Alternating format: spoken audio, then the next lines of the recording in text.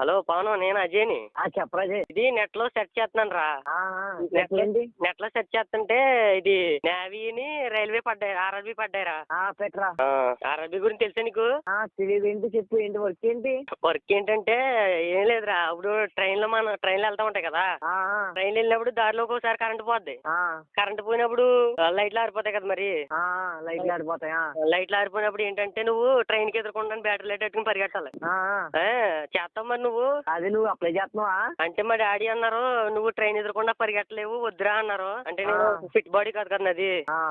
నేను నేవీకి పెట్టుకుంటున్నాను, నీకు రైల్వేకి పెట్టనా? మన వాళ్ళు ఎవరైనా అప్లై చేస్తున్నారు రైల్వేకి? లేదురా, అంటే వాళ్ళు కూడా కొంచెం ఫిట్ గా లేరు. కానీ ఈడు ప్రమోద్ గడు అప్లై చేస్తున్నాడు. ప్రమోద్ గడు ఫిట్ గా ఉంటాడు కదా, ఆడు పరిగెడుతున్నాడు.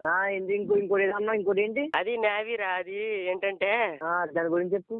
షిప్లు ఉంటాయి కదా, షిప్లు వెళ్తాయి కదా, మన అయ్యి దారిలో ఆగిపోతా ఉంటాయి. ఒకసారి ఇంజిన్ ప్రాబ్లం వచ్చినప్పుడు వాటర్ ప్రూఫ్ బెల్ట్ ఇస్తారు ఒకటి, మనం మునిగిపోకుండా.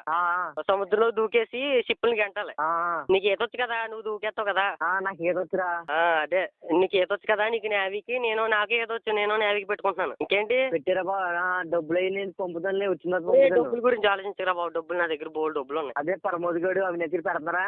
ప్రమోద్ గడు అవినీష్ గడు వాళ్ళు రైల్వేకి పెట్టుకుంటున్నారు, ఫిట్ బాడీ కదా, పరిగెట్టగలరని. ఆర్ఆర్బీకి పెడతారా?